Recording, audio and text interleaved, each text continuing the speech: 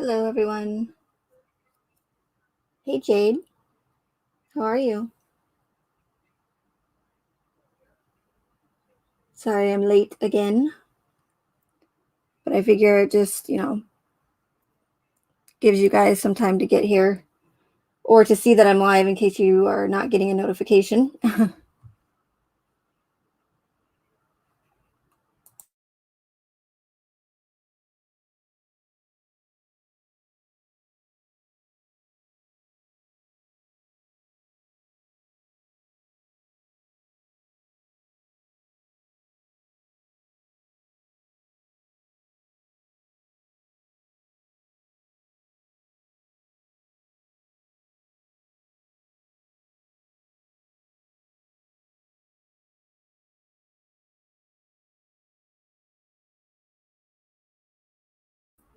I will try to keep my headphones in here to make sure that my microphone is still working. I don't know why it keeps going out on me, but I don't want to not use it because then the sound just doesn't sound good at all. So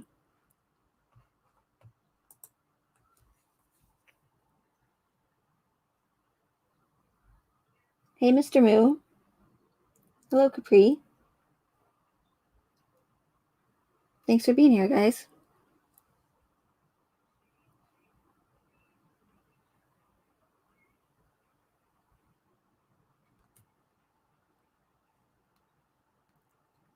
So I know I'm not good at scheduling anything really, but I just try to do these live streams whenever I get a chance. So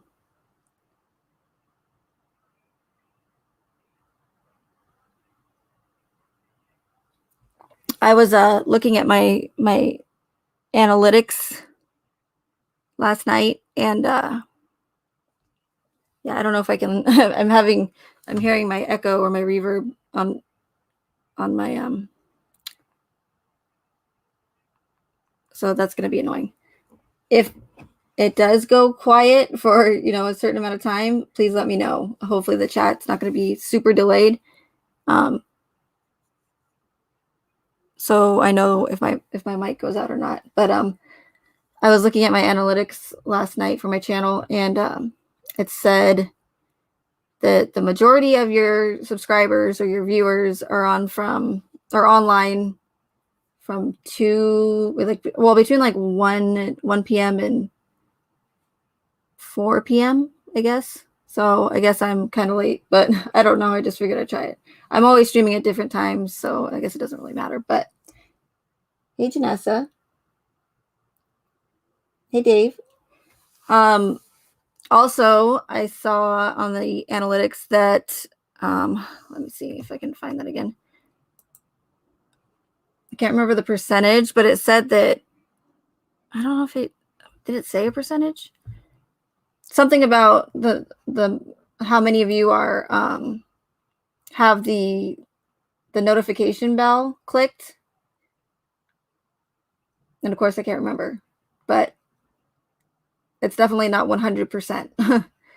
So make sure if you guys aren't getting notifications, just please make sure that that bell icon is clicked to or set for all notifications, or you just won't get them. I don't know what the purpose of personal is it personal notifications? I can't remember. I can't look because I'm not on my channel, but and I'm not subscribed to myself, so.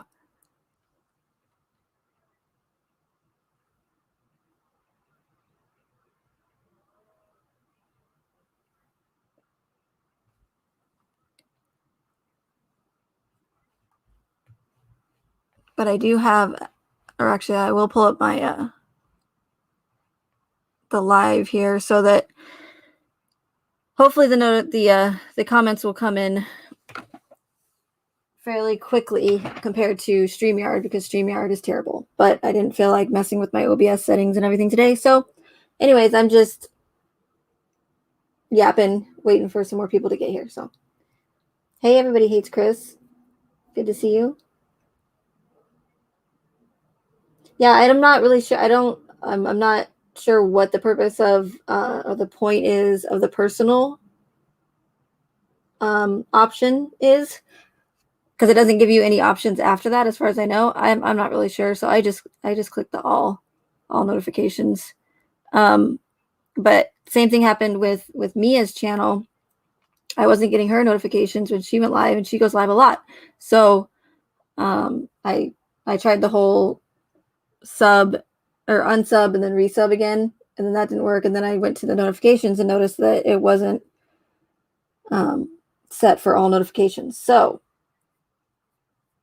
yeah, just double check and make sure. So that could be the issue, or it could just be that YouTube hates me, which they probably do. I'm gonna pin my DLive link, the other platform that I stream on, to the top of the chat. If you guys are interested in following me over there, I highly recommend it. I know this sounds very repetitive, but I stream over there all the time, all different content. I don't have like a set theme like over here where it's just like Watts and true crime. But if I get enough of you over there, which we can do today if you want, and not stay here for like an hour or two. If I can get enough of you guys over there, I don't mind doing a watch stream and answering, some of your questions, because again, I'm trying the best I can to do these live streams on YouTube still. But it does make it difficult, as I said before, as far as, well, answering questions and pretty much discussing my theory in general. There's certain ways I can get around some of the things, but other than that, I can't do it. I don't know how else to do it.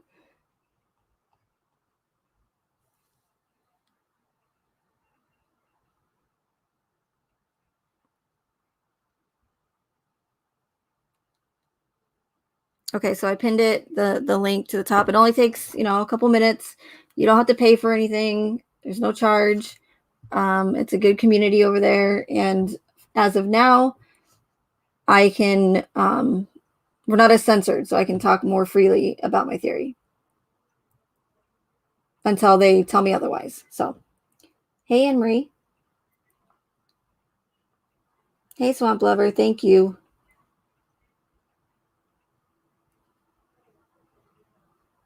Now I remember why I keep you around.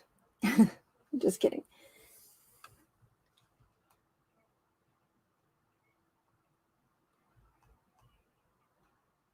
So do you guys have any questions at all before we get started? Or do you guys want to go over to DLive? I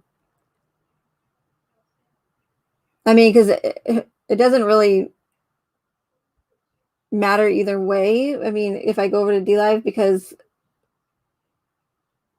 lately I haven't had too many people showing up to my streams over here. I don't know why that is, but I don't know if it's just the notification thing or if I'm just boring now, but I seem to get more viewers over on DLive lately. So, I mean, not that it matters. I appreciate you guys, being here, if there's 3 of you or 300. So,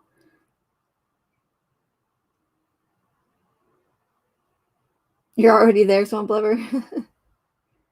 Yeah, I saw your stickers.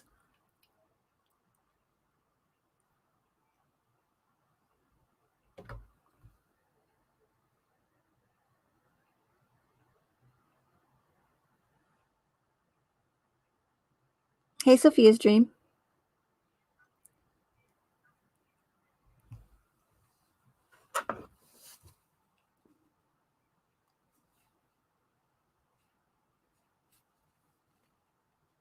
Okay, my mic's still working. Good. So Janessa, pretty great. You were in Dave's chat last night, and you commented on my numerology comments. Pretty crazy, right? No, that's just a couple. That's just a few examples, I should say, of the occult numerology and symbolism in this case. So well, thank you, Mr. Moo. I appreciate that. Capri, DLive is like YouTube. It's just another streaming platform. Hey, Coffee McQueen, thanks for being here. Welcome. It's just another streaming platform. A lot of it originally started it is a gaming streaming platform, but a lot of the truther channels on YouTube migrated over to DLive because it's not as censored. And we can talk more freely about certain topics. So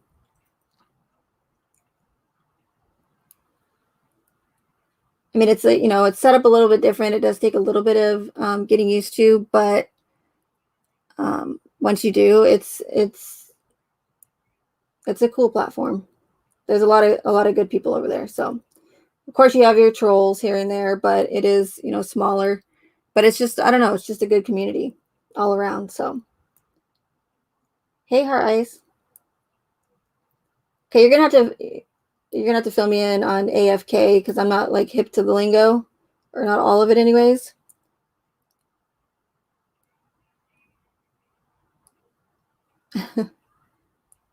Sure, I'll kick myself when you tell me, but yeah, please do, Sophia's Dream, because again, it's so difficult to talk about pretty much anything over here. Like I can't sit here and go over the discovery, over and over and over again and just be repetitive and watch all the we could watch the body cam footage, but I'm just going to be pointing out the same inconsistencies and the same, problems and issues with all of it. Which is probably why people complain about me being repetitive. But I'm repetitive because I haven't changed my theory. I've stuck with it. So I don't need to theorize. I can theorize about, why certain individuals chose to participate in the event, why, who had full knowledge, who didn't, what the actual 100% reasons why they orchestrated something like this. But as far as like what happened at Nutgate or where Jimbo is, or did Kessinger put something in Chris's drink, and none of that is relevant to me because it's pointless, because with my theory, it's all made up. All this stuff that we're theorizing about is pointless, in my opinion. Okay, Capri, awesome. And if you have any questions about anything, just put them in the chat. You can go to my channel and you can post in the chat anytime. I don't have to be live. Hey, Bean Bean. Bean Bean.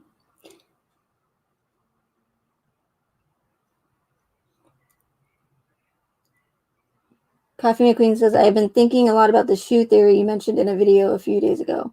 Oh, yeah? Yeah, the shoe theory is where you get super conspiratorial. But again, if you know how these people operate and how they're constantly using the same techniques, the same characteristics, and the same patterns over and over and over again in these events, then that's when it's not conspiratorial anymore, and it's done on purpose.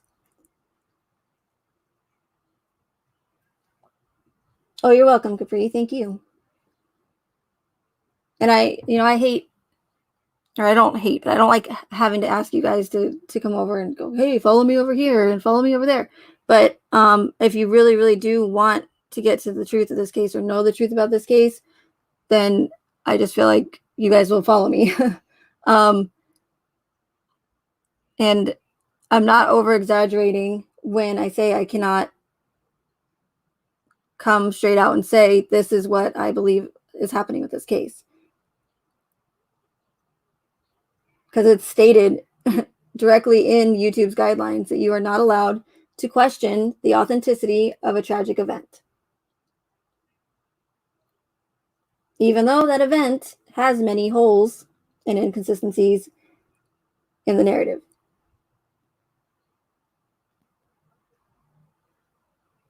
Like, even I know that I sound repetitive all the time, but I don't, I have to be.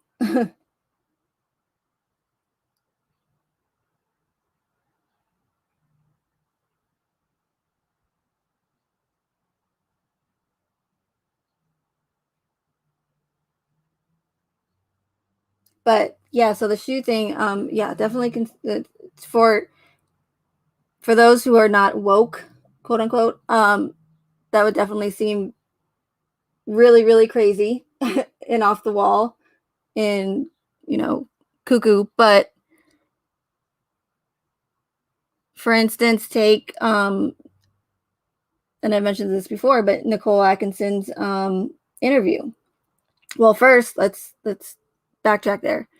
On Coonrod's body cam footage, she mentions to Coonrod that she said her car's here, the car seats are in the car, the shoes she wears every day are in the front or right inside the front door.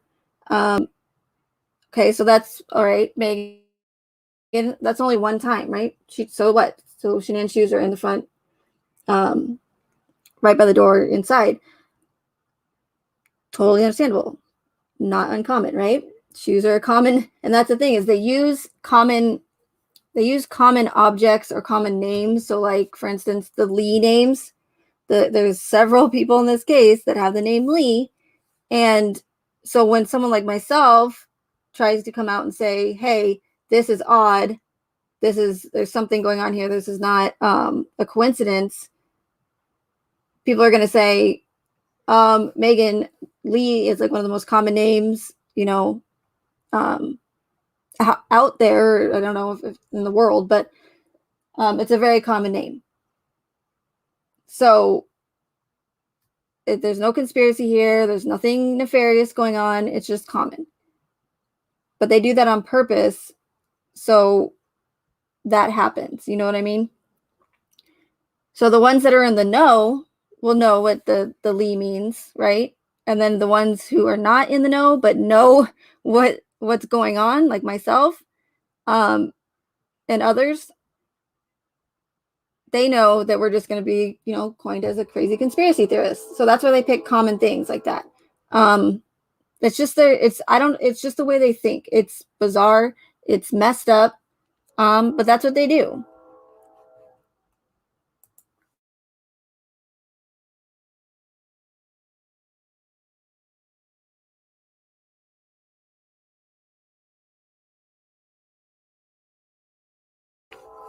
So with the shoe thing, again, it's another common object. We wear them every single day. It's mentioned all the time. Shoes, shoes, shoes. So when I say something like, "Hey, this is orchestrated. There's something going on here. There's predictive programming." They mention shoes all the time in this case, boots and shoes, right? That makes me look like a crazy person, right? Because shoes are common, but that's why they do it, if that makes sense. Now, even though shoes are common, you have to, when it starts coming up over and over and over again, where it seems like they're forcing talking about the shoes, or you're just seeing them in images a lot, that's when it starts to become less conspiratorial and more done on purpose. So even though Nicole Atkinson only mentions it, one time on the body cam footage, if you listen to her interview, she states several times in the interview how Shanann's shoes were inside or sitting inside the front door, by the front door. And she even goes as far as to say, "I don't know why I keep mentioning the shoes. I just feel like they're important." And again, it's one of those moments that I always talk about where it's like, huh, that's a really strange comment. And at the time, I didn't know why I felt that way or why it was a strange comment, but now it makes sense. And I think she mentions it at least 2 or 3 times. She's like, I don't know why I keep mentioning the shoes. I just, the shoes are important. And then you have, oh, and if you Google, not if you Google, but if you search in the discovery for shoes or boots, I think shoes comes up like at least 16 times, and boots, I can't remember how many times boots comes up, but I'm going to tell you the examples right now, even though I've already gone over them. But when the cadaver dogs are, or the canine units in the house, they ask Chris for something that belongs to Shanann or the girls, an article of clothing, and she goes, "Do they have any shoes? Did they wear any shoes to the barbecue? Any shoes?" Right? And Chris is like, "Oh yeah, there's shoes on the porch that they wore to the party to get a scent from them." Like, why out of everything? Why shoes? Why not a T-shirt? Why not whatever? But I mean, I get it because it's recent and they wore it, but it's just like, oh, there's shoes. Their shoes are on the porch. Okay. Then you have the shoes that were in the Lexus that I mentioned in the discovery. And then you have the boots that were mentioned in the discovery when Chris went to the back of the Lexus to open the hatch when they were watching him. And then you have Troy McCoy talking about Chris's shiny new Red Wing boots and how they were new, and he was kind of dressed weird that day. Just going into a lot of detail for something, or going into a lot of detail that especially a male coworker wouldn't normally, I wouldn't think would normally notice something like that. Attention to detail, but I don't know, maybe Troy McCoy just likes fashion, maybe went to fashion school. But either way, he goes out of his way to keep talking about Chris's dang boots in the interview, right? It's weird. Who cares about if what Chris is wearing new boots or not, right? And not only that, but he also mentions, and this doesn't have to do with shoes, but he mentions how Chris had one pant leg down and one pant leg up. That's another occult reference to as above, so below. And another, just one of the signs that they use is to, let other people who are in the know, know. So then you have the boots that were underneath the stairwell in the basement that everybody was trying to figure out, were they Kessinger's, who they belong to, were they Shanann's? Boots. You have it was mentioned in the discovery that Chris took a picture of his boots, right? His new boots that he bought, but I've never seen the photo of it, but it is mentioned in the discovery. Why they would think that's relevant to the case, no idea, based on the official narrative.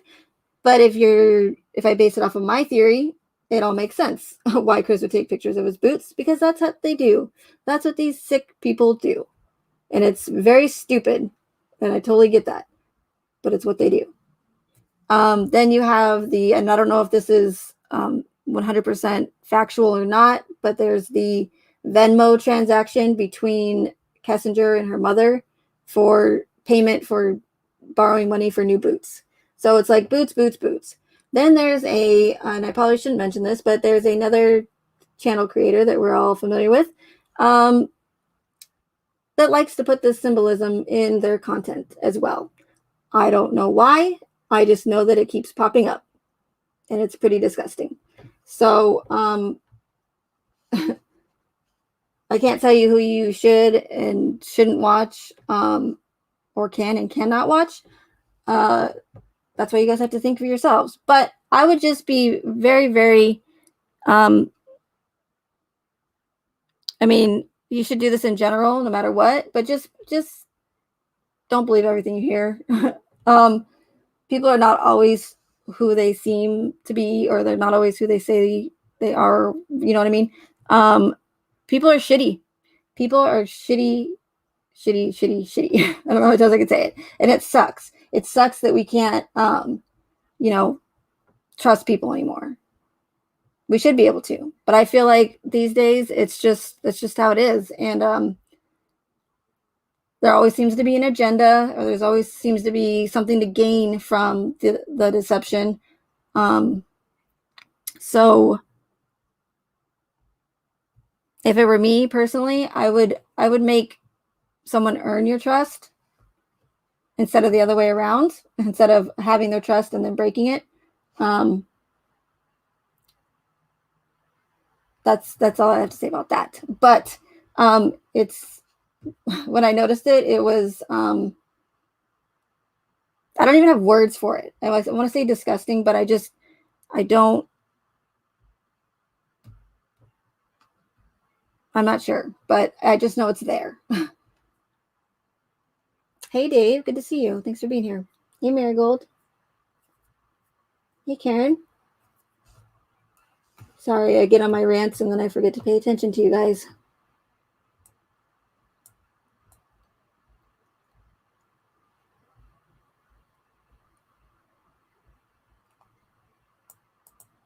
Oh, I should probably check my volume here to make sure you guys can still hear me. Okay, we're good. I was like, oh no, don't tell me I just said all that and then my mic went out.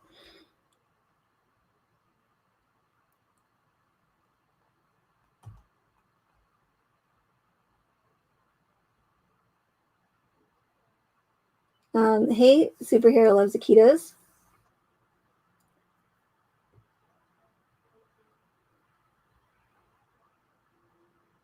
Oh, I just saw your comment. Yeah, I did wonder. I did wonder about that.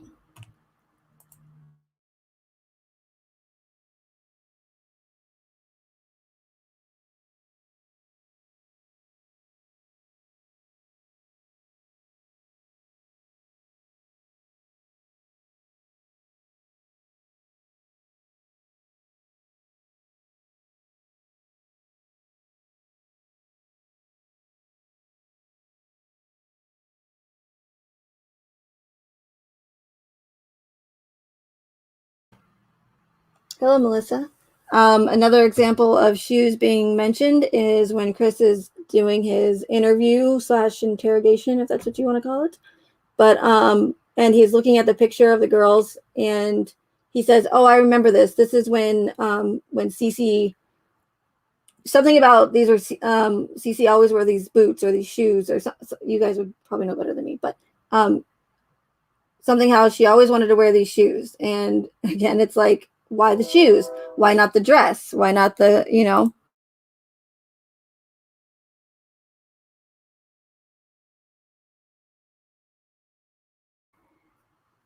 Then you also have a major one, and that's Shanann's giant closet full of shoes, her that Frank Rusek allegedly built for her, right? And it's funny because I mean, she did wear, you know, dress up and stuff like that to go to her Thrive conventions and trips, but Nicole Atkinson said Nicole Atkinson said that she always wore flip flops. And then here Shanann has this giant closet full of stiletto heels and all these fancy shoes. But it's dead center right on the body cam. They go in there. It's over the top with their shoe symbolism. And some there's a guy by the name of Cody. His last name's weird. I always say it wrong, but it's a Snodges. He does a lot of content with Ole Damengard, who I talk about a lot. But he explains the shoe theory and why they do it a lot better than I would be able to. So I will try to find that, and I can play that on D Live for you guys. But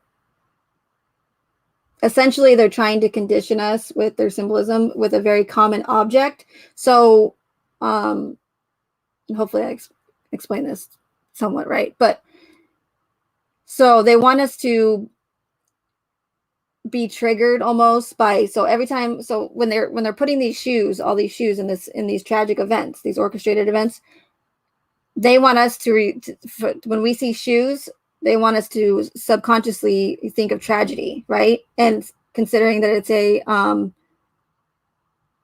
very common object, that would happen quite frequently. But again, we wouldn't know it because it would just be psychological.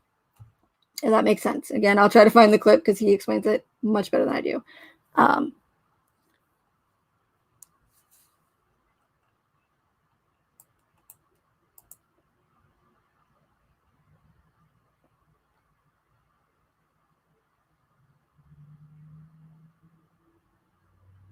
Yeah, thanks for being here, everyone.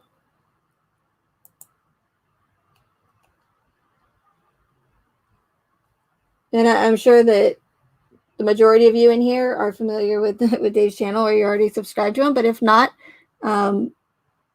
if you have a moment, please go check out Dave's channel. He does a great job. Seeking the Truth with Dave, I should say.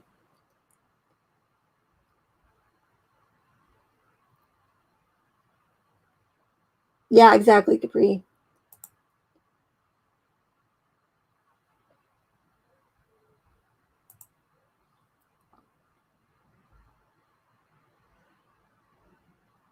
Hey, Rear Naked Bloke. I love that name. Gosh, there's so much that, like, when I'm in live chats, I have so much to say at the time.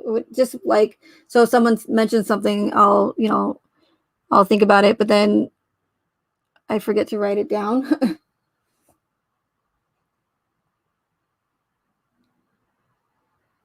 Hey, Veronica.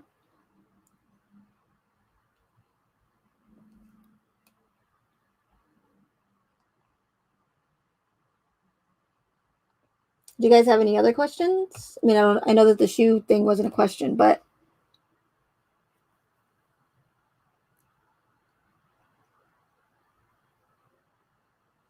check my volume here again. Make sure my mic's still working.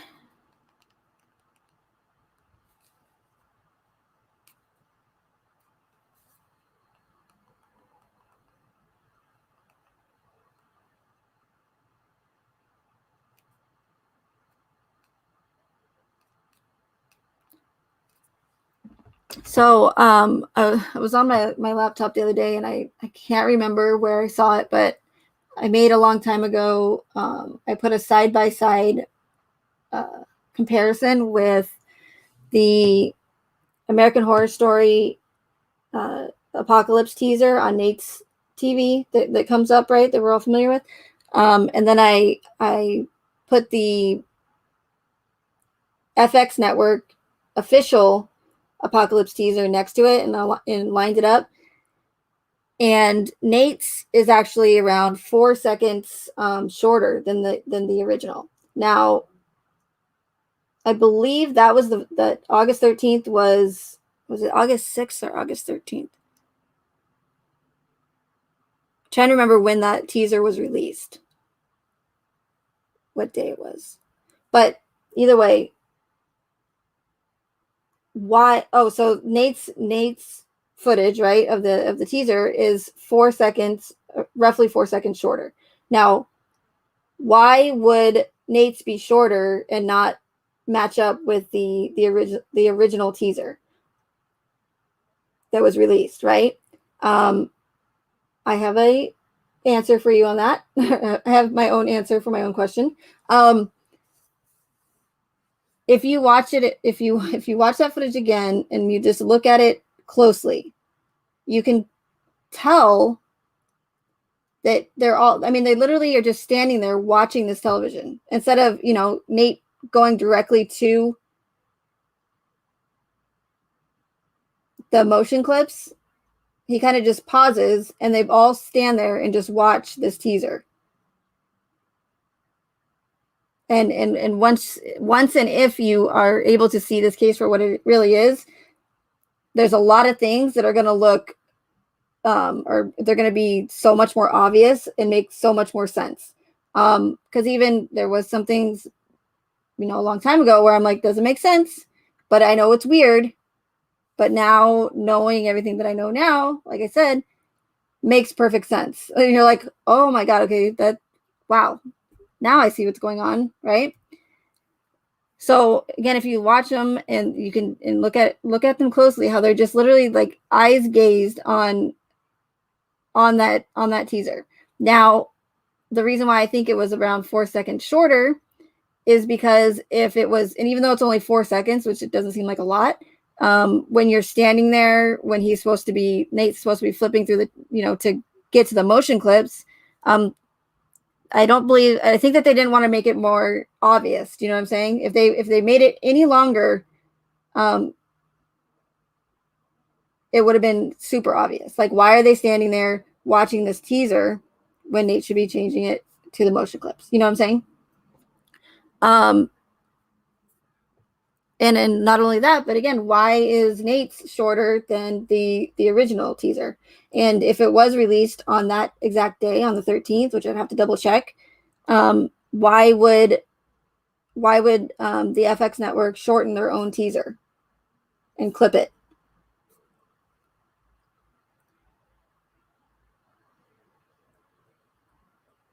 And what's even more obvious about that whole scene is when Chris turns to Kunal and says, "Oh, she's pregnant, by the way." It's like, Chris, did you just fudge up your line? Did you fudge up your line in the script? Because that was really, really strange. And especially for Kunrad to go, "Oh yeah, how far along?" It's like, you already knew she was pregnant. Again, maybe he was just, going along with it, whatever Chris says, but it's, Chris's reaction that is the most strange. "Oh, she's pregnant, by the way." Did you just remember your wife was pregnant from watching that teaser? That's weird. A teaser that just so happens to pretty much mirror your whole narrative.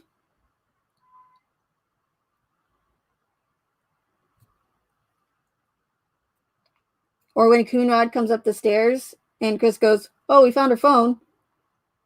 And Coonrod goes, "Oh, well, shoot." And then keeps walking past him. Coonrod doesn't even go into all the bedrooms. How does he know that Nicole Atkinson or Nicholas Atkinson thoroughly searched everywhere? He's the police officer. Why isn't he going into every single bedroom and room to make sure that they're not in there?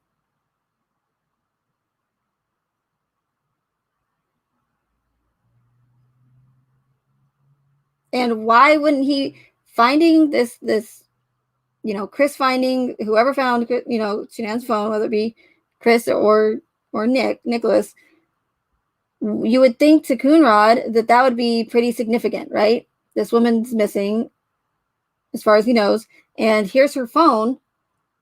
So now her phone, her car, and everything else is here, but she's not here. Why didn't he seem more interested? Why didn't he go, "Oh, let me see it," or "Turn it on," or "Is it on?" Instead he just goes, "Oh, well, shoot," and then just keeps walking past Chris. It's like, okay, it's probably a pretty important piece of evidence there, Coonrod. And then not only that, but everyone's just standing around. They're just standing around. Like, where is the sense of urgency? And for any of this case, you have not to jump around, but you have Coder that tells Chris, "Hey, I know you're tired. How about you come back in tomorrow and take the polygraph test?" And Chris goes, "Oh, okay, I'll take a polygraph test. I won't ask for a lawyer. I'll just do whatever you say. I'm a psychopathic murderer that annihilated my entire family, and I'm supposed to have a 140 IQ or 135, 140 IQ, but I'm not going to ask for a lawyer. I'm going to take the bodies of my family, that I just murdered, in front of my house, in front of my neighbor's security camera at the, daylight hours with no care in the world, but I'm supposed to have a 135 IQ." But so Coder asks, I would say Coder asks Chris, "Hey, you want to come back for the polygraph in the morning?" "Okay, sure." And then not only does he say tomorrow, Well, when 4 people are missing, right? And the more time that goes by, the less, the harder and harder it is to find these missing people, right? Or the evidence can be destroyed or whatever. Time is precious. So not only does he say, can you come back tomorrow for the polygraph, but he doesn't say first thing in the morning. He doesn't say like 5 a.m. He doesn't say 7 a.m. He doesn't even say 8 a.m. Coder says, hey, why don't you go back at 11 a.m.? 11 a.m. Yeah, let's send this guy back, right? Because they even admitted that they had their suspicions right off the bat, almost immediately, that he had something to do with it. And even if they didn't, even if Chris was a great liar, the person that finds the body, if there is a body, makes the 911 call, or is the spouse, they're always considered a suspect, no matter what, because they were the last person to see them, usually. So if they had their suspicions, really early on, why would they let him go back home and clean up the house and do whatever? Oh, we're going to keep an eye on him to make sure he doesn't go anywhere. Okay, because what's that going to do? Now this guy just has even more time to make up lies, if this was realistic. And not only that, but now he gets to go home and get a full night's sleep and come back at 11. Oh, go ahead, go pick up your dad, get some breakfast, and then we'll do a polygraph to see if you're lying, so we can try to find your missing family. It's so annoying. I don't know what other word to say for it. It's just it's so ridiculous and unrealistic. Like that you don't even have to be in law enforcement or in the or a police officer or whatever to just see like how ridiculous like the way this case was handled, and not in a cover-up way, but in a flat out orchestrated, we're here to fool all of you kind of way and mock you.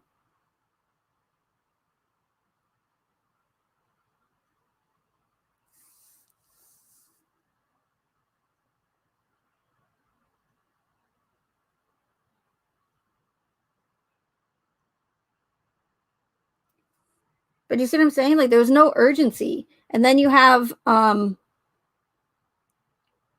literally, and let me backtrack real quick. When they're at the house, when they're, when they go inside, how long is that body cam footage? I don't even know. Like 45 minutes before Kunrad goes over to Nate's to look at the video footage. It's a long time, and nobody is asking questions. Nobody is saying, why isn't Kunrad asking more questions? Why isn't Nicole Atkinson saying, what can I do? I need to find my friend. She's obviously not here. What do I need to do?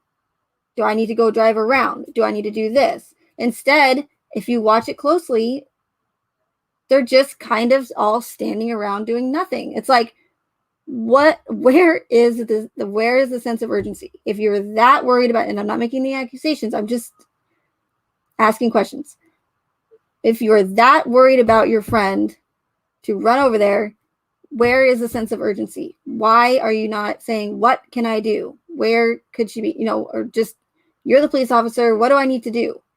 Because she's obviously not here.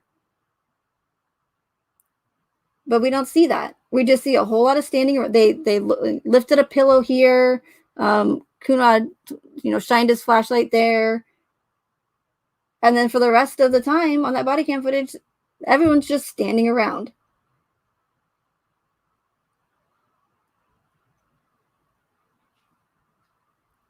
Even that whole scene where Chris puts his phone down and goes into the bedroom and he comes back out with the ring. Like it looks like somebody told him to go in there. Like, oh, here's your cue. He comes out and goes to Nicole Atkinson and goes, oh, I found a ring. Where? There's no, I don't know. There's nothing there. Like, why wouldn't she say, what does that mean, Chris? Why did she leave the ring there? Are you guys breaking up? What's going on, Chris? So, and a lot of people argue with me and say that she already knew, right? She already knew that she was gone. But how do you really know that? Especially when we know that all of the people that were interviewed in this case said that Chris wouldn't hurt a fly and how much of an amazing husband he is. So I would, it would be strange for Nicole Atkinson to automatically think that Chris just right off the bat murdered them, right?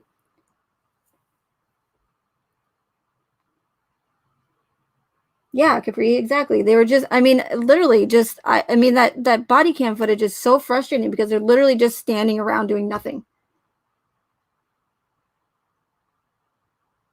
But yet it's so urgent that the police have to fly over there, and yet nobody's asking questions, nobody's doing anything. Madison Atkinson is just walking around, wandering the house and the playroom, touching everything. What if they were killed in the house and that was a potential crime scene? They have to consider that it could possibly be a crime scene. So the fact that they were let in the house, any of them were let in the house is one thing, but then it's another to even let Madison Atkinson in and go around touching everything. What if she found the bodies? I don't remember any of them going into the playroom. At least I couldn't see it because we only see what happens on Coonrod's body cam footage.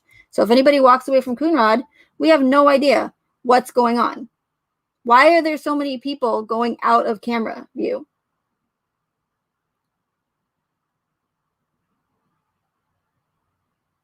And to me personally, that's a problem. What do we have body cam footage for if you're just going to let someone go this way and that way and walk all over the place? We don't know what the hell's going on.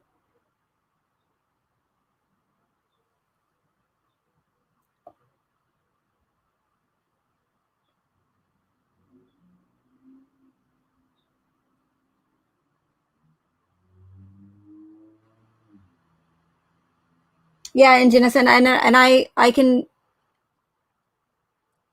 agree with you on that as far as, and people do act differently when it comes to, tragedy or death or just, traumatic situations. And I fully get that. But remember when I try to remember when I make point these things out, it's not just one thing. It's combined with several other inconsistencies in this case that um,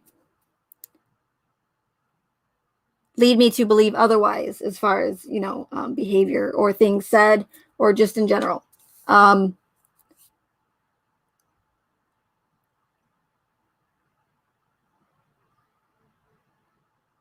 yeah, so how do we know what's going on the body cam footage? And it's just like and I know this isn't like hard solid evidence, right? It's just in my opinion, but it's something. These are the things that we really need to look at and look at them from a different perspective.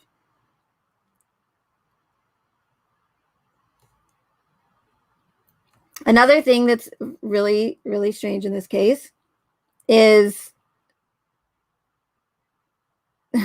there's several people that seem to have some sort of intuition or some sort of psychic abilities. One example is, and then they all say very strange comments. Nicole Atkinson tells Baumhover in her interview, out of the blue, that she goes, if Chris were to do anything, if he were to kill her, if he were to do anything to her, he would strangle her. That's what Nicole Atkinson said in her interview. One, why? It was out of the blue too. Like Baumhover didn't say, "Hey, do you think if something did happen, what do you think would?" I don't know why he would ask her that, but he didn't, anyways. But it's not like he did ask her that, and then she said, "Oh, well, if I had to guess, I would think he would strangle her." No, she just out of the blue says, "Yeah, I think if Chris did do this, he would have strangled her." Why would, out of every way that you could murder someone, why would Nicole Atkinson automatically assume that he would strangle her? And why even make just a disturbing comment like that? And again, that's, people, they all act differently. But as I mentioned, it's when it keeps, it keeps happening over and over again. So you have Nicole Atkinson's statement by itself, not all that strange, right? Maybe she's just weird. I don't know, right? But then you see it happen again with Sandy, and keep in mind that she and everybody else in this case, like I said, had nothing but great things to say about the guy. They even said how much they loved Chris and the Ruseks, and how they considered him a son, the real son, and he's just an amazing husband and an amazing father. But then when you hear Sandy on the phone with Coonrod, she says, you need to get GPS on Chris's truck, because, and this isn't word for word, but you need to get GPS on Chris's truck because I think he's going to take them to his work and pour oil on them. That's what Sandy said. Remember, nothing bad to say about the guy. But now, out of nowhere, just because they knew that Chris backed his truck into the driveway, it's, you need to follow him. He's being suspicious. He's not acting right. I think he's going to, kill him and pour oil on them. Out of, again, all the things. Number one, why would she just go there that quickly about, her son-in-law that she had nothing but good things to say about, and said she loved and considered a son. Now she's accusing him of being, of doing something nefarious. And not only that, but that he's going to pour oil on them. And how does the narrative say they died or found? Covered in oil. So now you have two instances where two people were just, for some reason, I guess, intuition, psychic ability, I don't know. But how do they get it spot on, right? Then it happens again. And this is when it starts to become less coincidental and more on purpose. And that's what I'm trying to show you guys. It's consistency, it's patterns, and that make these things less coincidental. Then you have the Lindstrom's son, or I think it was their son. I don't know. The Lindstrom's kid. Don't even get me started on that interview with McKenna Lindstrom, because that was just a clusterfuck. Like, number one, okay, I'm like, don't get me started, and then I complain about it. Why would you? Hey, Elfin Princess. Good to see you. If you're, you gotta remember that 4 people are supposed to be dead, right? And they are going over to interview McKenna Lindstrom. And what do we hear the entire time during that interview? The Lindstrom's kids talking loud and laughing and screaming, and it's like, how, if this did go to trial, if they played that interview for the jury, or if I was a juror, I would be like, are you freaking kidding me? How am I supposed to concentrate and hear what this girl is saying in her interview when there's kids screaming? Like, how unprofessional is that? One, it's rude of the Lindstroms to not take their kids out of the room while their daughter is being interviewed for, a serious matter. And hey, Mary Rose. And 2, it was unprofessional of whoever I don't remember who the officer was, or the detective, but say, hey, do you think it would be all right if would you mind taking your kids out of the room? Because this is a serious matter. We're dealing with, I don't know if they were just missing at the time or not, but either way, it's a serious matter. Do you think you could take your kids out of the room so that, I'm videotaping this. We needed it possibly as evidence, and I can't have all these kids screaming around, right? I mean, seriously, it's just another thing to make it more difficult for us to analyze anything in this case. All the poor video quality, the poor audio quality, the terrible picture quality, everything in this case that was released to us was terrible. We're talking 2018. I've seen better footage from 1973. Hey, Irvin. But but it's done that way on purpose. They're trying to make it even more difficult for us. Oh, and yeah, and exactly in the parks. Um, Mary Rose said, "Why?" It's just I probably shouldn't even like point these out because it's just going to lead back. You guys are probably just going to think, "Oh, it's a cover up." That's why they did such a poor job. But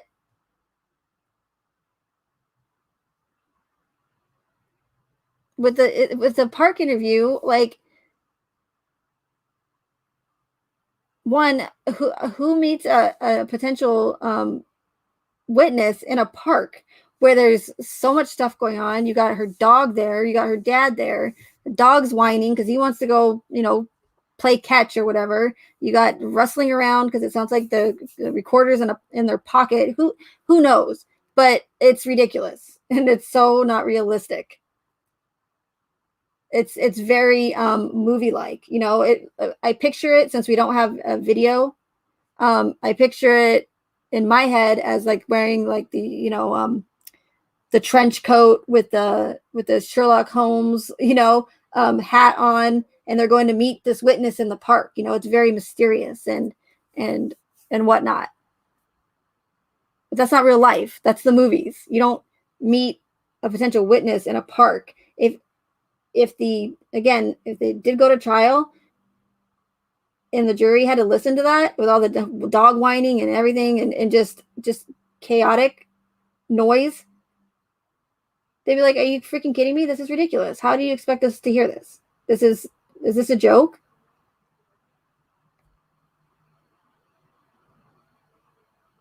Hey, Aussie Yarny. Hey, Nuck and Futz.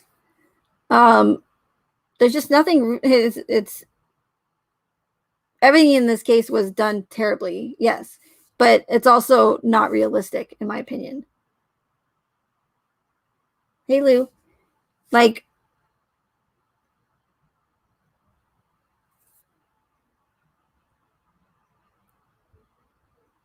the whole cover up thing, I get, and the reason why I get it is because I've seen it in another case that happened prior to the Watts case that shall not be mentioned on this platform. But I will tell you that it happened in Vegas. I mentioned this before several times in my other live streams, and I've also made a video about it. But I've seen the exact same thing happen with that event prior to this one. And people are still trying to figure out what happened with that event, just like we are. And that happened in 2017. So they're still filing FOIA requests. They're still trying to get information. They're being denied. A lot of people think it's a cover up. A lot of people agree with me that I think it's orchestrated. So that's one of those things again where it's consistency. They're doing the same things over and over and over in these cases, in these events, and that's my evidence to you guys. That's my proof, because they're not going to change it up as long as it's working. They have no reason to switch up their whole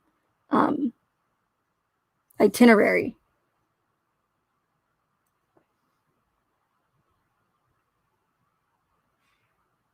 Exactly, Mary Rose. It's almost like they knew there wasn't going to be a trial, so they didn't need to go and do actual real investigative work. And again, and not because it's a cover up, but because you don't have to go through all that trouble to close off a crime scene or give us or do any of that, or do anything by the rule books or by the books, in order to convince the majority of people that it actually happened. They don't have to do all that, and they know that.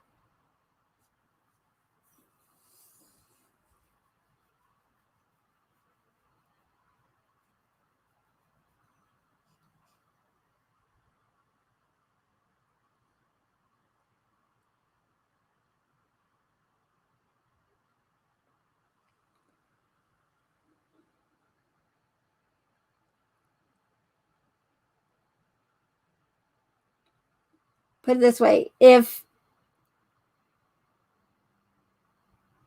law enforcement wanted this case closed, if Anadarko wanted this case to be swept under the rug, they wanted it to go away, right? Because they didn't want the bad publicity, whatever. Then if that were the case, we would not have, in my opinion, we would not have the amount of information that was released to us.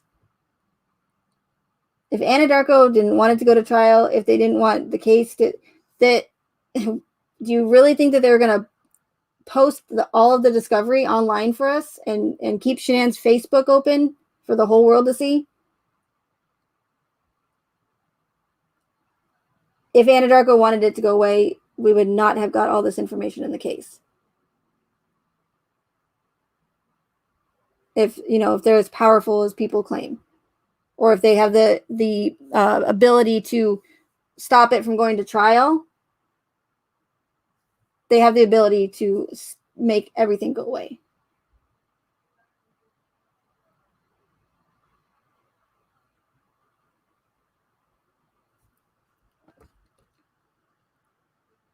The reason why so much information was released in this case and no other case is because it was released on purpose. They want us where we are right now. They want us to go down rabbit holes. They want us to be focused here and not look over here. Don't look over there at what's really going on or what law we're passing right underneath your noses or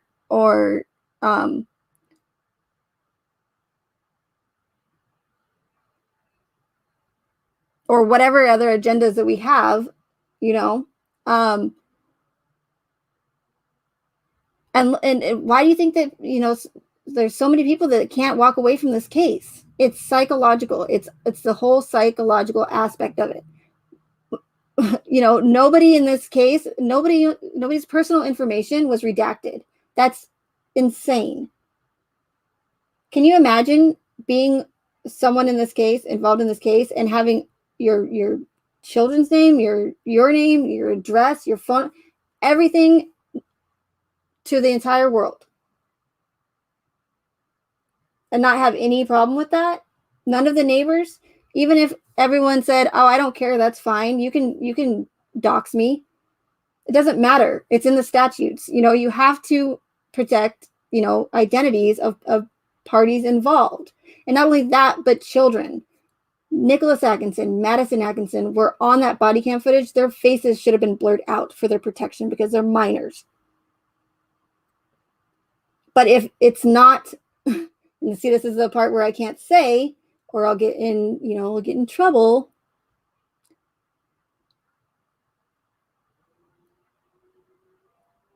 There's no one.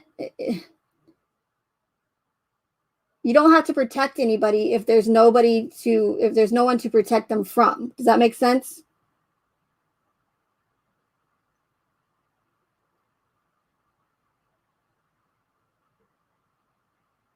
What if, and we're led to believe that Chris is this psychopathic murderer that annihilated his entire family. And yet here, all of these, obviously he knows his friends or whatever his names and whatnot and coworkers. But if this did go to trial, if this was real life, if it went to trial, all of these witnesses, their identities should be protected and redacted, because they could potentially have been the reason why Chris could have, or based on the narrative, they could possibly be the reason why Chris is spending multiple life sentences in prison.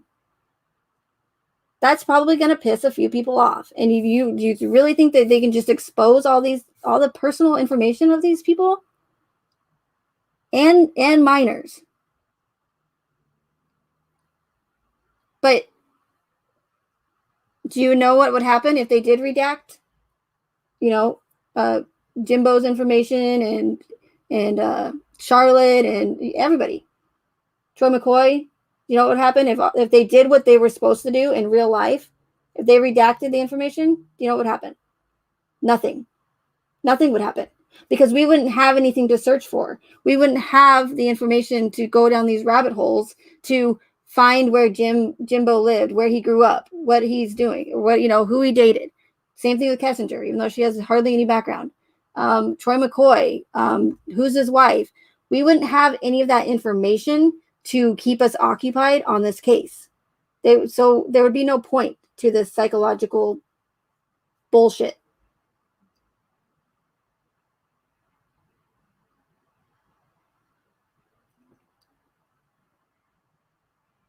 I mean, like, seriously, like, that's one of the biggest red flags in this case, is the fact that no one's personal information was redacted. Why?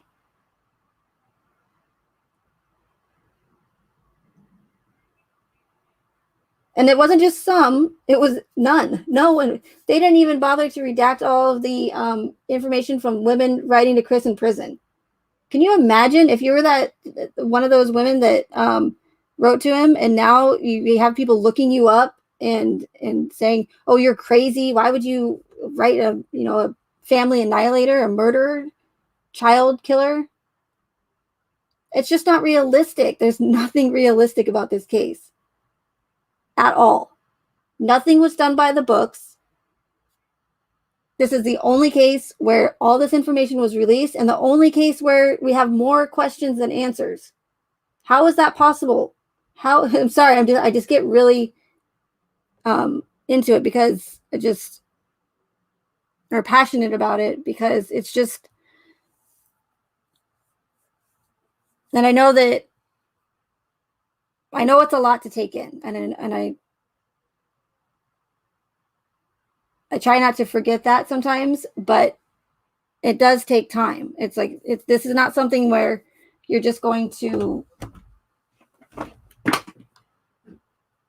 hear me or hear one of my live streams and go, "Oh, yep, she's 100% right." I can clearly see everything she's saying. And especially when you've believed something for 2.5 years, a completely different, narrative.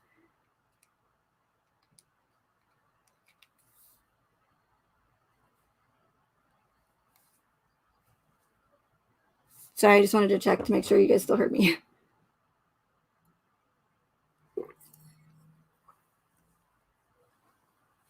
So all I ask is that you guys just hear me out, before you, immediately consider me crazy and right off the bat discredit my theory. That's all that I ask, and just have an open mind if you can. But then I don't remember. I kind of remember what I was saying before, but I don't remember exactly where I left off. But if they did redact that information,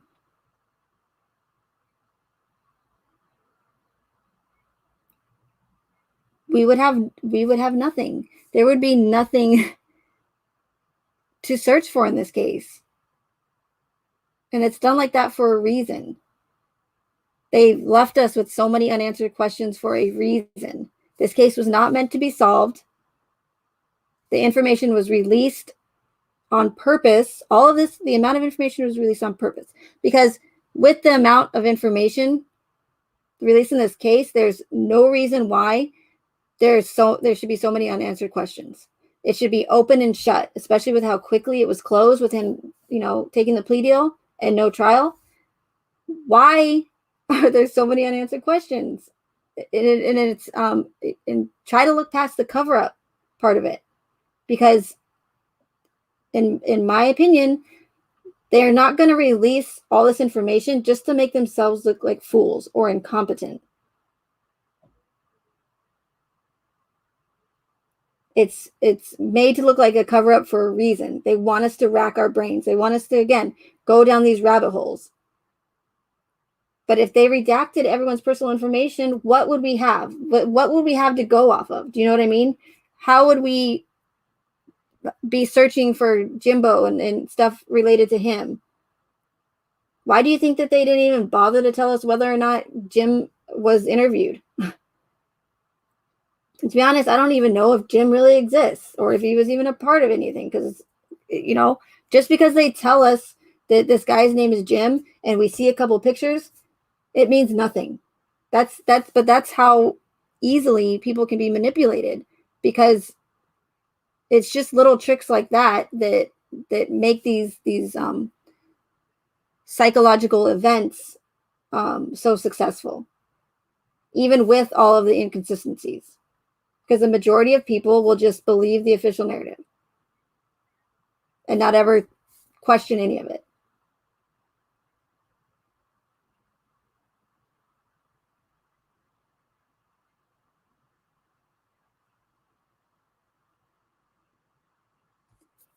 Oh, hey, FRV. Thanks for being here.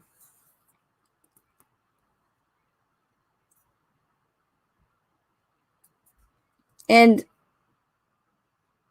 so it's done. That's why no one's personal information was redacted. Does that make sense?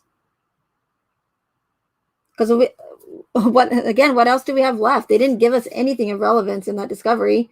Everything they gave us was pointless and had nothing to do with it, anything. I don't want to see body cam footage of Ronnie being transported to a hotel so it can pull at my heartstrings.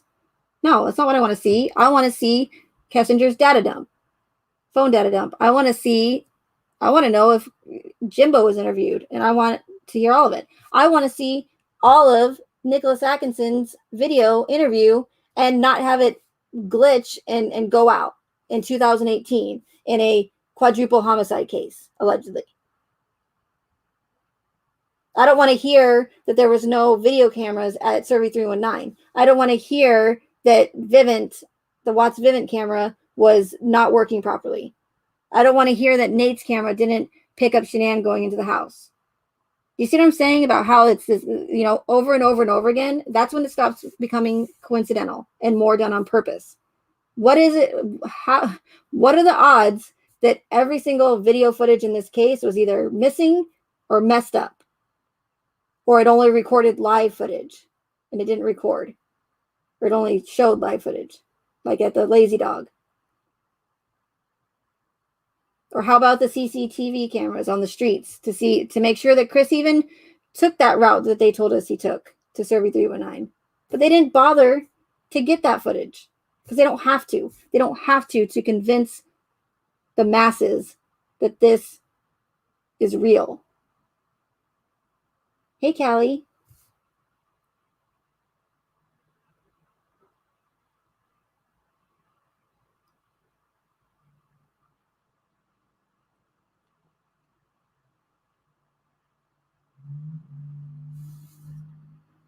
I mean, this and all, it doesn't help. I'm surprised that this has continued as long as it has, as far as keeping this case alive, I guess you could say. But it doesn't help when you have certain channel creators who are milking it for everything it has, and just because they know that it brings in views, they know that it's a moneymaker. So it doesn't matter. They're going to come up with every theory that they can. I've seen them even resort back to the same theories. And it's like, where has any of these theories, where has it gotten us? Nowhere. It's over and over and over again. It's like a never ending soap opera.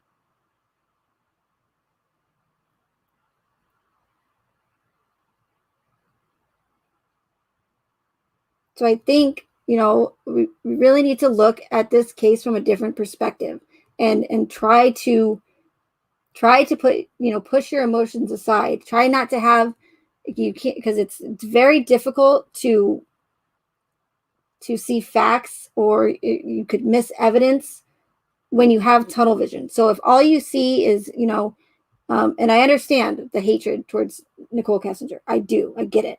I don't like her just as much as you guys do, but I dislike her for a different reason, not because I think she's guilty of murder or anything. But when you have like that tunnel vision and all you see is, Nicole Kessinger, or whoever, or Chris, he's guilty. It's going to be very difficult to see the truth of, of this case, or for any scenario. You can't have that bias opinion, because well, you guys get it.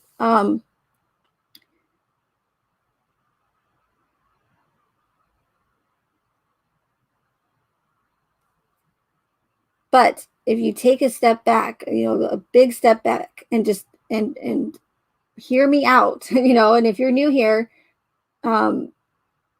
like I said, I know this might sound insane, but the ones in control of these narratives, of these events, they know, they are professionals. They know what they're doing. They have your, hey Dave, thank you. I didn't know you're still here. They're going to, they've been doing this for years, and they aren't going to slow down. I didn't know until I just started covering this case, and not just started, but until I covered this case, that they were orchestrating these high profile murder cases. And that's the thing as well. Now that I think about it, why do some cases get more attention than others? I just got a notification on my phone today here that 2 people were just shot and killed. Do you think that they're going to make the mainstream media? Do you think the mainstream media is going to cover that case? People die every single day in horrific ways. Why is it that only some cases get so, and not a lot, but a lot, like a massive amount of media attention?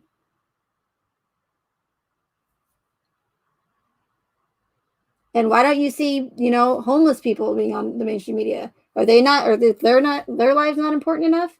Or is it because, Chris and Shanann and CC, they were middle class, white? Do they deserve more attention than anybody else? Why is one life more important? So we need to look at and figure out why some get more media attention than others.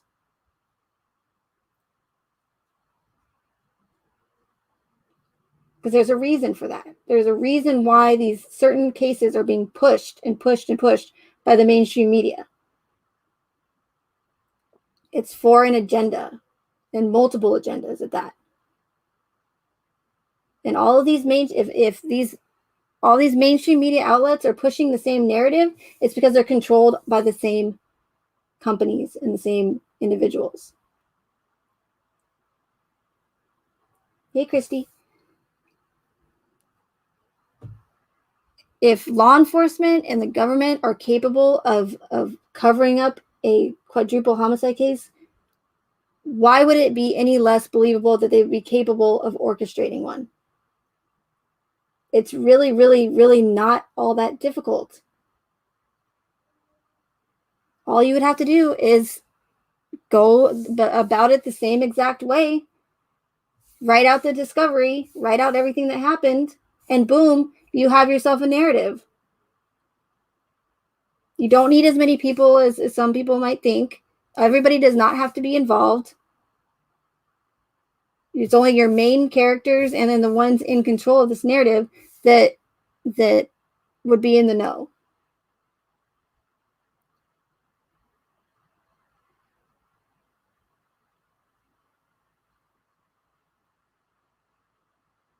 And if you'll notice that for a while now, this case has not been mainstream. It's been completely on YouTube and social media. Like the 35C BS stuff, my opinion, is all baloney. Because if it were a possibility, if it could actually potentially happen, that Chris could get the 35C and it could go to trial, do you not think that the mainstream media would be covering it? They would be on it in a flash. But you know what we're hearing now? All that we're hearing about the case is Chris swapping underwear and Vaseline with his prison cellmate, and these love letter, or not love letters, but these people that are writing to Chris or whatever. And how does that get us any closer to the case, solving the case? Or how did Chris spend his 36th birthday? I don't give a shit how Chris spent his 36th birthday, but maybe some other people do. Maybe people that Okay, let me reword that because I don't want that to sound disrespectful. But I personally don't care what Chris did on his 36th birthday in quote unquote prison. But People Magazine and the Daily Mail, they know that a lot of people probably do care about that. But you know what it is? It's all tabloid. It's all gossip. If People Magazine is covering a true crime case about Buddy says hello, about a family annihilator, or a family homicide case, about whatever underwear, just it's dramatic, it's tabloid, it's celebrity gossip. Since when did Chris become a celebrity? He's no celebrity.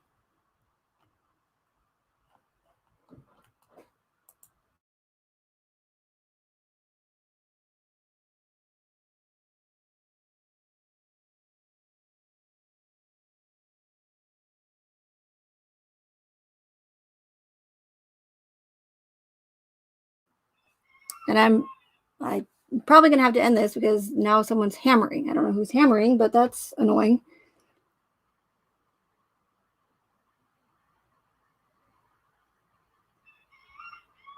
The X tag content on DLive is, that was for Swamp Lover, but I just happened to see your comment. It's for anything religious or political. So if you're talking about the virus or, pretty much anything that goes against mainstream media is X tagged. Oh, it just stopped, Sugar Ant, right after I said that. Hey, Francesca. Good to see you. Thanks for being here, everyone. I really appreciate it. Hey, Collins.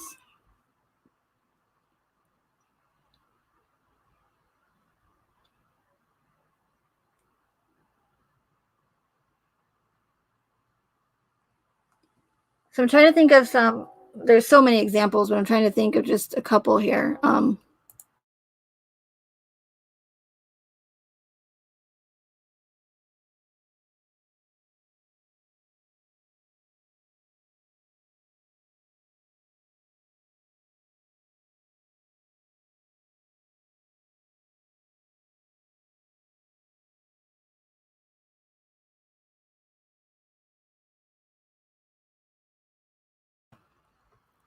I'm just trying to think of some of their little tricks that they like to use.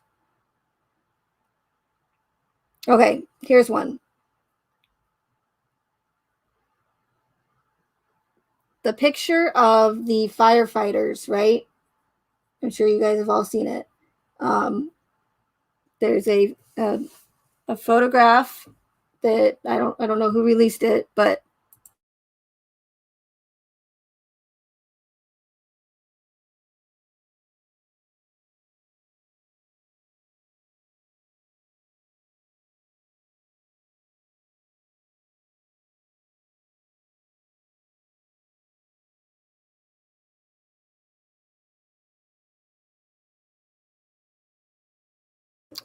I don't know who released it, but there's a photograph of the 2 or 3 firemen at Survey 319, and it says, it tells us that that's when the hazmat team was there, and the girls are being pulled from the tanks, right?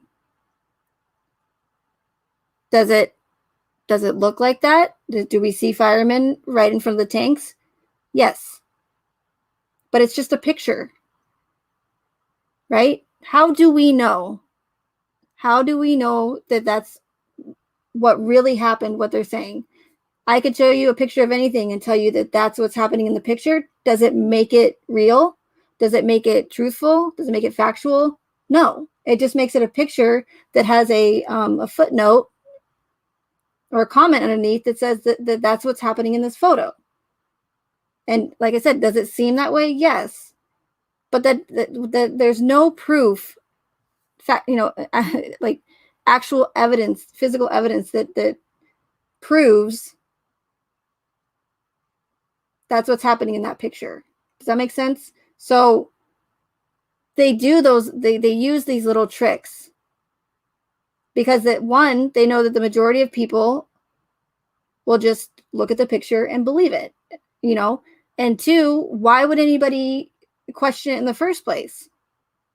Well, they wouldn't. And that's how it works. That's how the psychological tricks work.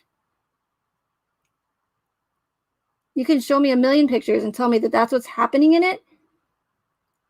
But you have firemen and we can't see beyond those firemen. We don't know anything that's going on. They could be playing horseshoes for all we know, right? There could be a whole horseshoe thing set up there. But we don't, I don't know why that's the first thing I thought of. But you know what I'm saying? Like, so it's little big tricks like that to where they can manipulate people into believing things without actually having to show any evidence. Do you know what I mean?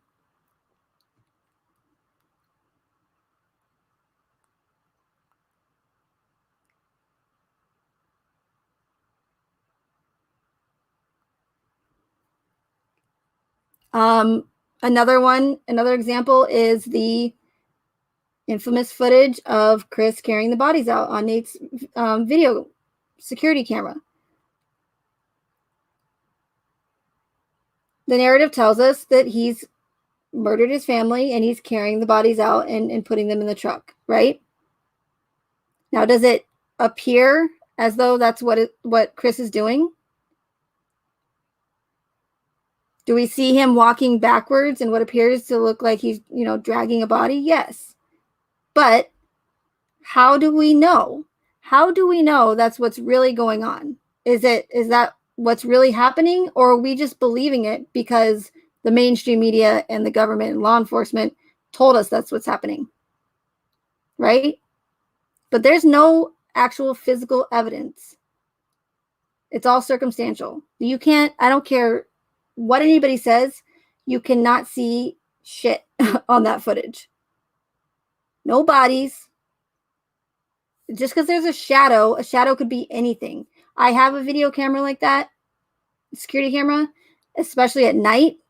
There's little slight movement will cause shadows to be there where they shouldn't.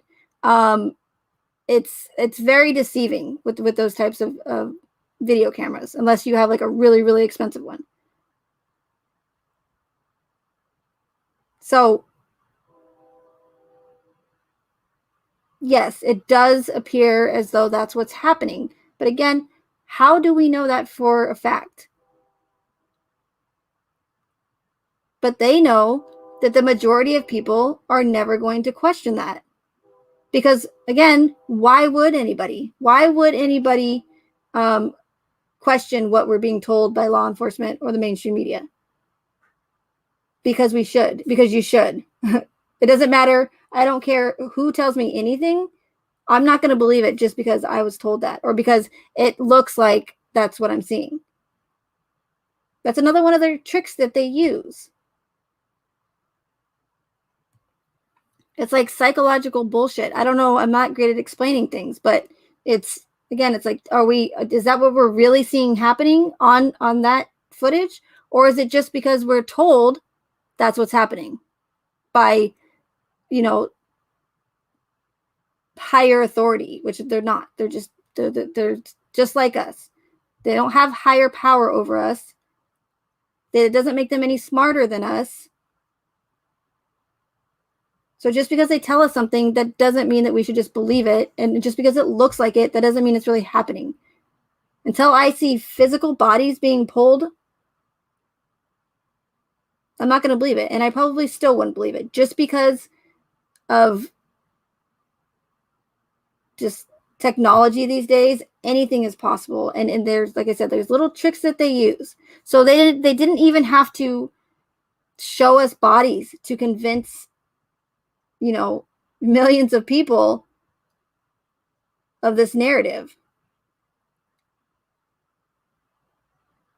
So, hopefully I explained that right, because I know, like I said, I'm not great at explaining things, but that's just like two examples of the little tricks that they use to convince us of the narrative without having to actually show any physical proof or evidence.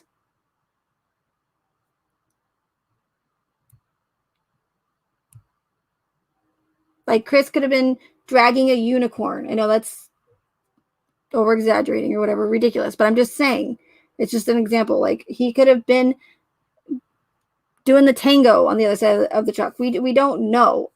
Again, yes, does it look like he's dragging a body because he's whacking? Because he's whacking. Because he's walking backwards. That's a walking and backwards combined, whacking. Does it look like he's dragging a body because he's walking backwards? Yes, but that doesn't mean that he really is.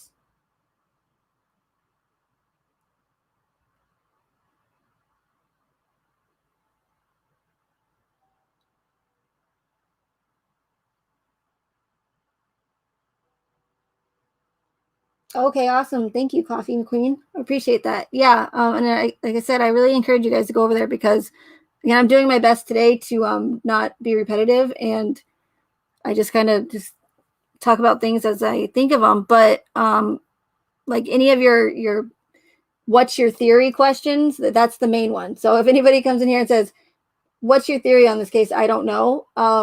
That's going to be a DLive question because I can't. I mean, there's more to it than just one, just a single sentence answer, but because it's more complicated than that. This case is huge, and these events are huge. But as far as like what actually happened in my theory, that would have to be for DLive. So like I said, I do encourage you guys to go over there. It only takes a couple minutes, and once you get used to it, it's like I said, it's a fun community. It's different, but it's cool. Trying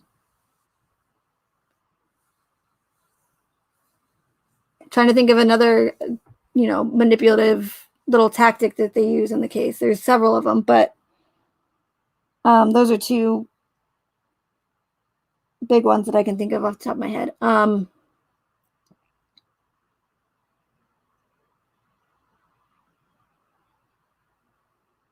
Oh, so like for instance, the fact that there's no crime scene. They didn't give us a definitive crime scene. We have 3 different crime scenes. We don't know who, what, where, when. But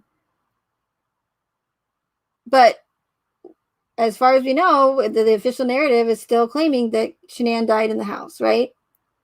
Well, it was never taped off, which even if they did tape it off, it would be so simple, and I still wouldn't believe it because like I said, how simple would it be to put some yellow tape around a house and claim it as a crime scene? It'd be super easy.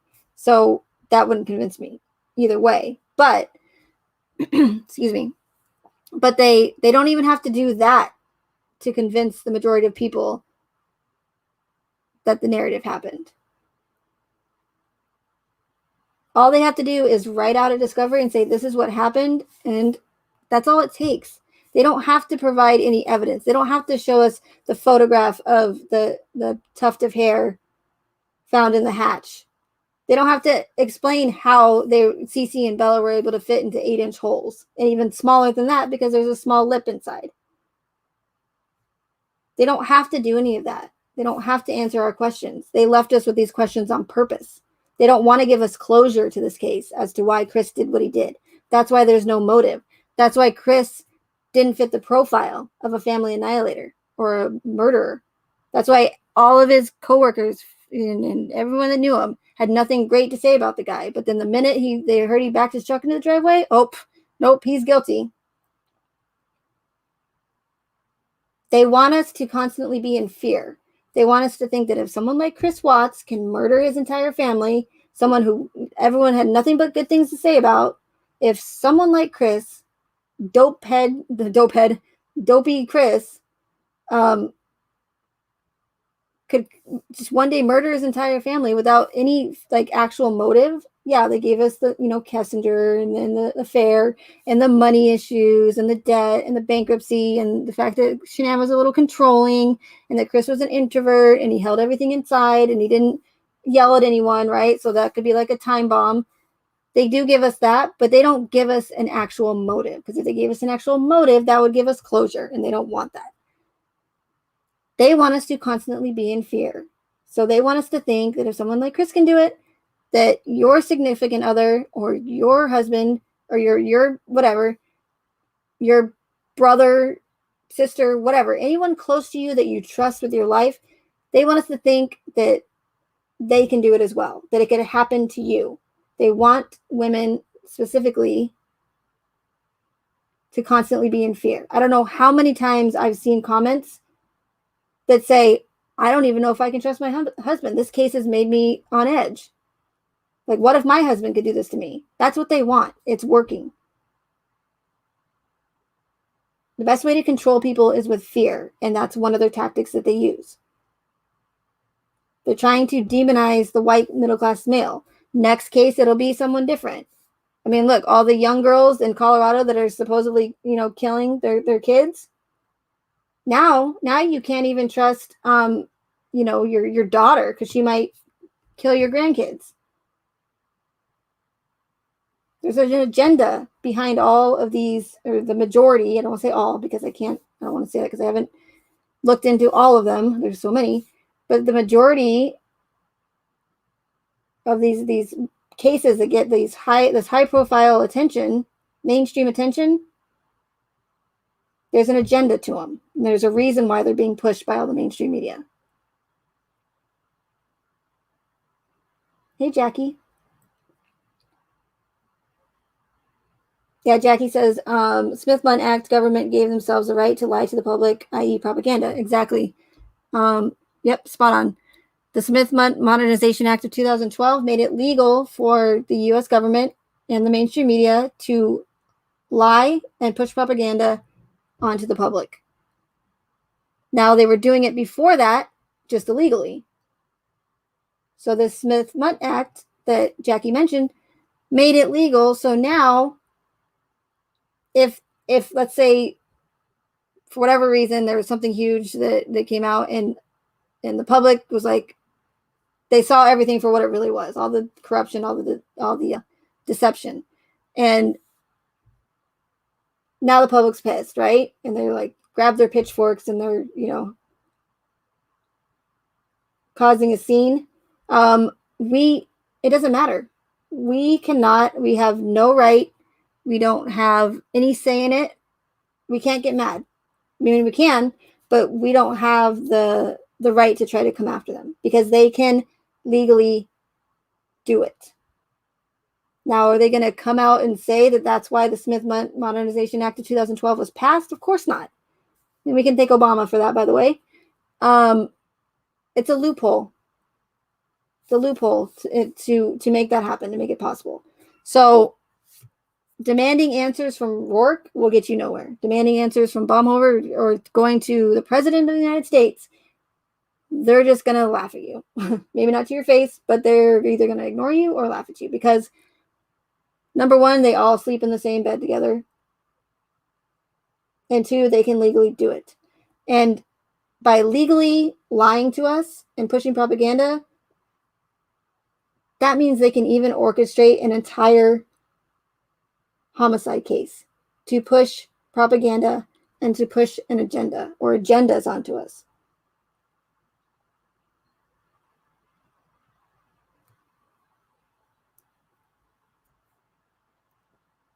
Okay.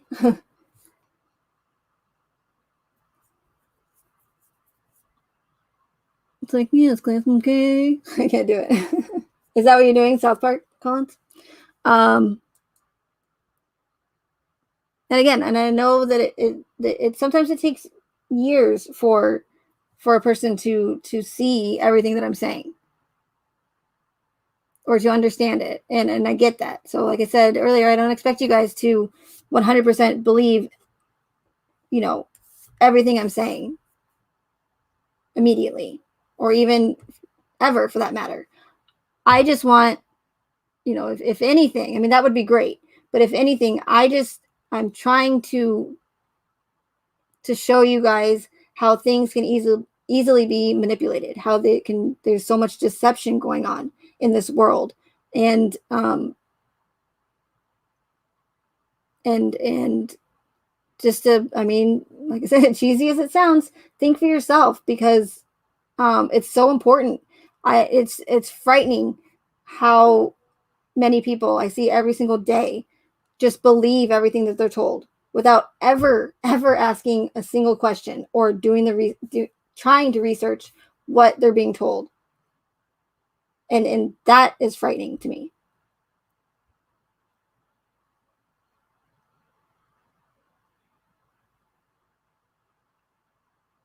It's so important to think critically these days, and to think for yourself, because they are using that against us. They're using these. That's the thing. They have to orchestrate these events in order to take our rights away, to manipulate us. Because if they came out and were honest and said, "Hey, we're going to take your pew pew pews away because we don't want you to have any power over us, because we know that there's more of you than there are of us," right? That being the government. So they know that they can't just say, "We're going to take your pew pew pews away," because that wouldn't work. Let's be honest, that wouldn't work. People would be um, furious, and it would it would be bad. So what they have to do is they have to orchestrate these events in order to psychologically manipulate the masses into essentially giving them full authority to take our rights away, which and that's when the Hegelian dialectic comes in that I talk about a lot. The problem, reaction, solution. So they create the problem, the government, the powers that be, the ones in control, they create the problem, which would be a pew pew pew event, or a homicide case, or a terrorist event. They create the problem. We then, the public, react to that problem, which would be innocent lives being taken, right? Order out of chaos. Exactly, Scotty. Hello. Um, so we then react because there's innocent people who are losing their lives, right? And we can't have that. So we react, and then we then look to them for a solution to that problem, not realizing that they were the ones who actually created the problem in the first place. It's actually quite brilliant, and they've been doing it for a very long time. And slowly but surely, they are taking our rights away. And the crazy part about it is that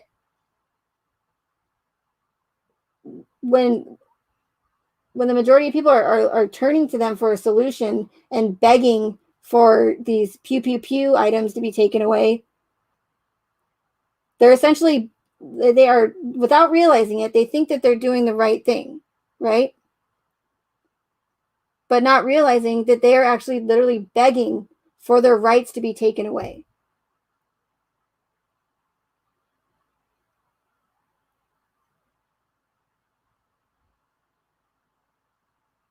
Not realizing that they're doing more harm in the end. So they have to they have to orchestrate these events in order to push their agenda and take away our constitutional rights and our freedoms, right? And I know that sounds dramatic, but it's not. It's far from dramatic. It's like I said, it's been happening, and it's going to continue to happen. And if people don't wake up, you're going to wake up one day and there's not going to be anything left, and you're going to go, what the hell? What do you mean I don't have a pew pew pew to protect my family in case I have an intruder? What do you mean I can't talk about a true crime case on social media anymore, and that only mainstream media can post stuff about it? The censorship is, I mean, it's been going on, and it's getting worse. I mean, you guys see how I struggle just to talk about. I should be able to talk about this case about whatever the hell I want to, because it's my opinion. And as an American, I have the right to free speech. Not anymore. Not anymore. Because they put it in their guidelines that I'm not allowed to question the authenticity of a tragic event, even though it has many holes in its narrative. So they have their ways, and they know that people are slowly but surely waking up. And that's why they have to put that in their guidelines. And that's why they have to censor us. And that's why they have to trick us by orchestrating these events and controlling us with fear and other things.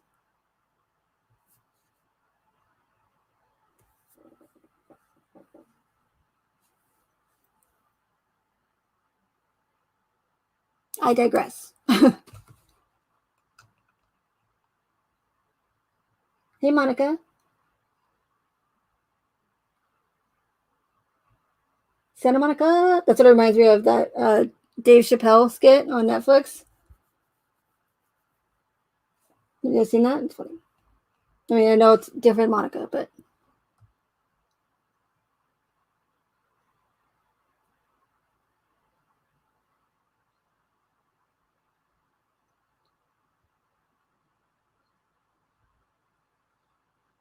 your comment's interesting, Sophia. I don't know if there was a first part to it, but I think I get the gist of it. Yeah, that's what we're supposed to see NA as a hero and nothing else. She could do no wrong, and anybody else, that they portray as a hero could do no wrong. And the fact that she didn't even know Shanann's age, she didn't know. She said that the girls were on the body cam footage. They were 2 and 4, and they were 3 and 4, or something. She didn't get it right. But then we're led to believe that her and Shanann are best friends, and they, had her passcode to her house, babysat for him, her son babysat for him. They went on Thrive trips together all the time. But you don't even know the girls' ages. You don't even know if Shanann's in her 20s or her 30s. That to me is bizarre. I don't care how, and I'm not accusing anybody of anything. I'm just saying, I'm pointing out something that inconsistencies. It's one thing to maybe not know your friend's birthday, but to not even know her age, or even if she's in her 20s or 30s, that to me is suspicious.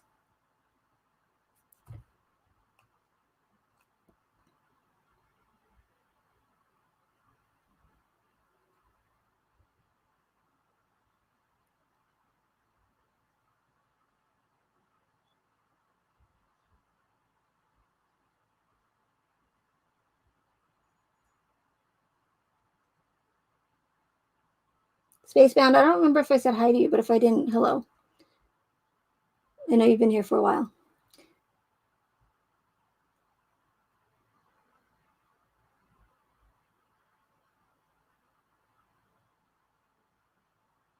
And I don't, it's, Francesca, I don't want you to leave. It's not that, that's why it's very difficult with these events, because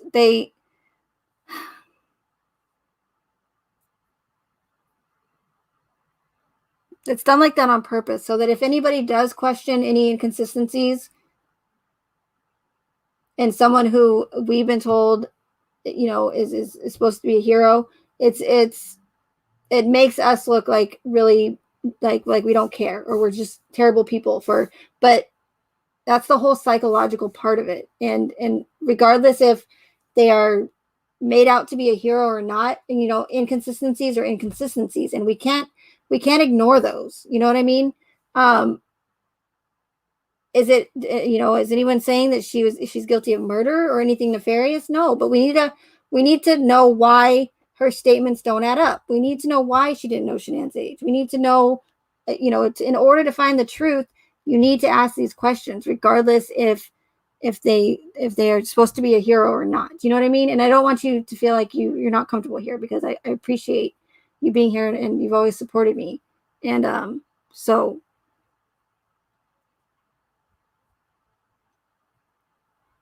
it's just it's something that you just can't ignore stuff like that. And just like the Ruseks, you know, they were told they're victims, right, to a tragic event. And but just because they're victims, you know, real or not, it doesn't, being a victim doesn't make you a saint. It doesn't make you a good person. All it does, unfortunately, is it makes you a victim to something horrific, right? But for, you know, a lot of people think that just because they are a victim, that means that they need to be treated as if they're saints or something. And that's just not the case at all. Or it doesn't mean, no, I just made my screen really big on accident. What the heck? I don't know. Okay, I don't know how I did that. But so yeah, so you know, the Ruseks being victims, it doesn't mean that they're good people. They could be. How do we know? We don't know them personally. We only know what they've told us and what the government and law enforcement has told us about these two families. We know nothing about them besides what we've been told. How do we know they aren't psychopathic family annihilators? How do we know that? Why? Because they're victims? Victims doesn't, you know, it doesn't give you immunity over or anything. And I think that's what a lot of people don't realize or something. I don't know. But I'm just saying, you know, yes, is it being a victim terrible? Of course it is. But like I said, it also doesn't make you perfect or a good person. And I already talked about this in my last live stream, but the behavior from the Ruseks and the way they have treated other people who have been victim to their lives, I'm sorry, but I have no sympathy for them or respect. And if someone doesn't like that, then that's too bad, because I do not have any respect for someone who claims themselves to be victims and then turns around and mocks other people that they have no idea what they've been through in their lives, and they don't even hide it. They are commenting on these channels and saying, ha ha ha, that's funny. I needed a good laugh today, while they're making fun, that channel creator is making fun of another channel creator or another person who they have no idea what they've been through in their life. So I don't care. I'm sorry. I don't care if you're a victim or not. That's no excuse for that behavior, because they should know better. But they don't care, because they're trying to cause chaos and confusion and division in this true crime community on social media. So victim or no victim, you can still have an agenda.